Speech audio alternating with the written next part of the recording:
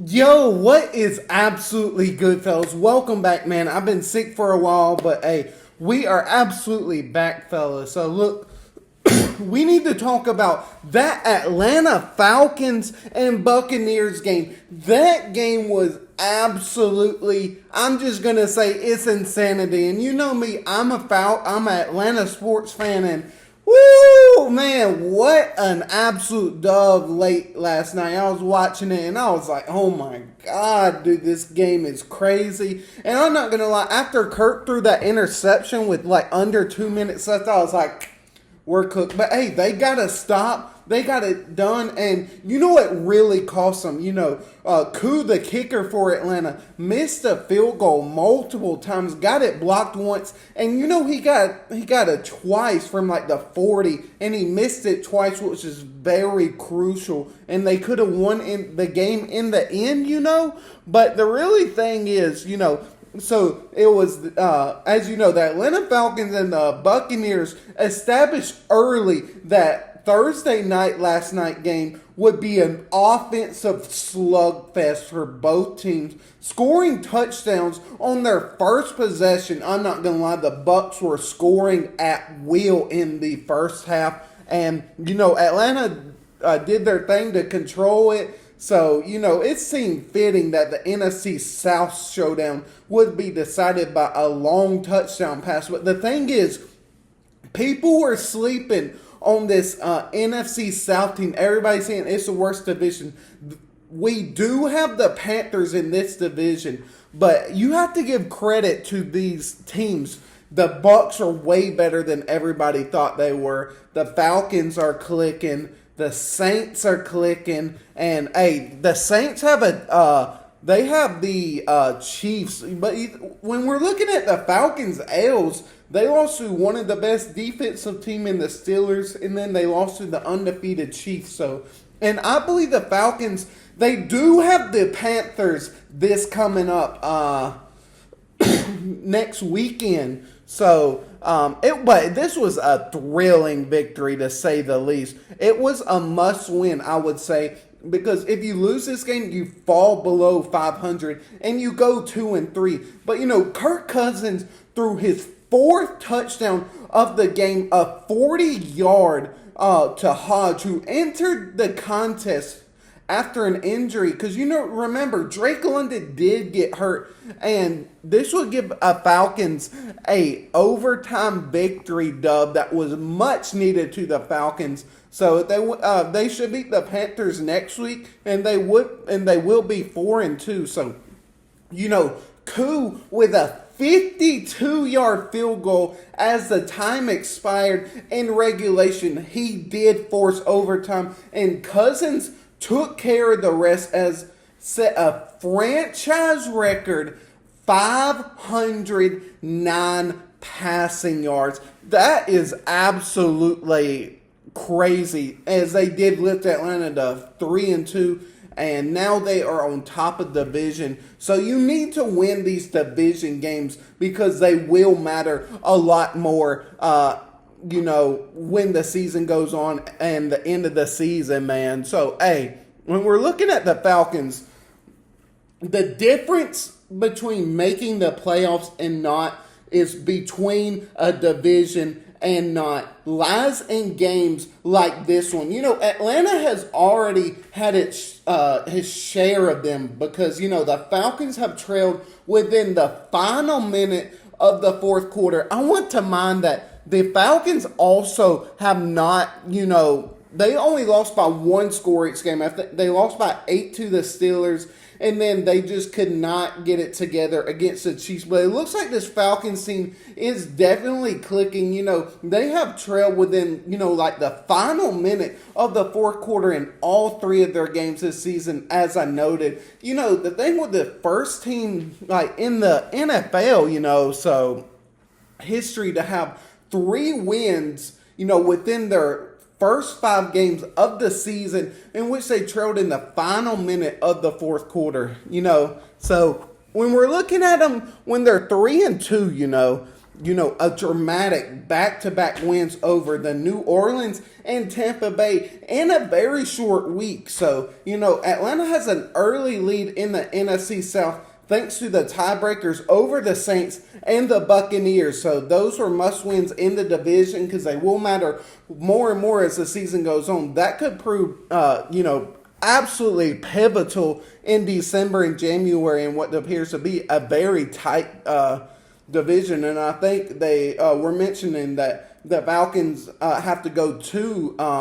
the Bucs in Tampa Bay in 3 weeks. So let's look at the QBs. So, Cousins looked healthy in a back to being the quarterback. The Falcons gave $180 million contract to the offseason. He completed 42 of 58 passes for 509 yards, 4 touchdowns, and 1 interception. So it's like really the 6th time he has thrown for 350 yards and 3 touchdowns in a primetime game, tying Patrick Mahomes and Peyton Manning on that list. So the eye-popping stat to me was the X factor on the wide receiver corp. You had Drake London. He continues to be a dominant when he faces Tampa Bay. 3 of his 4 career 100-yard games have come against the Bucs. So, including last night, he had 12 catches for 154 yards. That's absolutely insane. A really good performance. He has also picked up his touchdown against Tampa Bay in the first quarter. So, the thing, what I'm liking is Darnell Mooney continues to look more like the receiver he was in Chicago in 2021 than his final 2 seasons with the Bears. He had his first game with multiple touchdown catches in 21. He had a game where he rushed and, had a receiving touchdown as well. His 9 catches for 105 yards were both close to a career high for him. He did have 2 drops, though, one that was very crucial. But the most surprising performance to me, I would say, would be Kyle Pitts.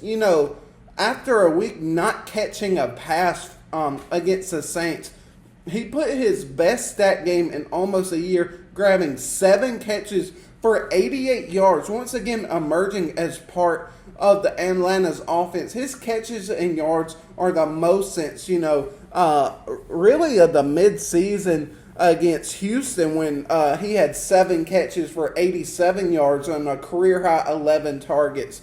So the Falcons do have the Panthers at 425 next week. So that should be very interesting. And the other aspect, I'm gonna talk about the Tampa Bay Bucs for a second. All summer long, the Bucs heard the Falcons were the team to beat in the NFC South. Despite Tampa winning the division the last 3 years, that rang true Thursday night when it's now being a 3-team race, really, with the you got the Falcons, you got the Bucs, and the Saints. So this is going to be a tough race. I'm excited to see what these teams can do. And, Tampa Bay has a lot of players. It needs to get healthy, and it has 9 days to do it. The Bucs have to learn how to finish through with the offense, completely in the second half and poor tackling on defense. So let's look at the QB of Baker Mayfield in this game. He was absolutely dotting, lasering. He threw that 1 touchdown pass, a steamer, right into his pocket, man. He was absolutely good performance as well. But, Baker completed 13 of 16 passes for 131 yards. He had 3 touchdowns, 2 to wide receiver Mike Evans, and no interceptions in the first half. He blitzed on 7 of 15 dropbacks, which is like 47%, close to 50% in the first half, with all 3 touchdowns coming against the blitz. Mayfield's 11 touchdowns, man, through the first 5 games was a career best. But after the big first half, Mayfield and the Bucks hardly did anything in the second half. Through the air, totaling only 49 yards. So the biggest hole in their game plan, I would definitely say, with Tampa Bay, they had injuries out there. The Falcons routinely exploited KJ Britt in covers. He surrendered an 18-yard touchdown to wide receiver Drake London on the opening drive. And the most surprising performance for me was the Bucks defense surrendering like 550 yards of total offense. It took a step forward last week against the Eagles in terms of missed tackles, but struggled against the Falcons in this department. The Falcons finished with 230, I think it was 235 yards after the catch, their most in a game since Week 8 of 2019 against Seattle. So, what New Orleans Saints?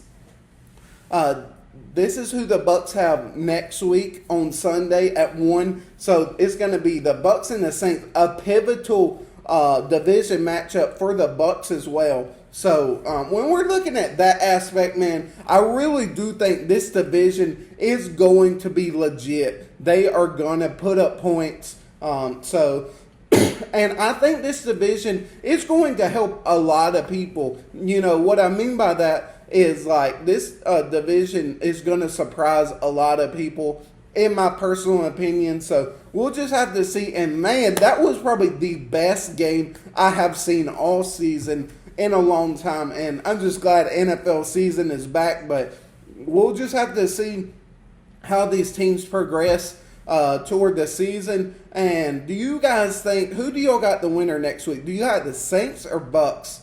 But I got the Falcons are going to win over the Panthers. Panthers are struggling.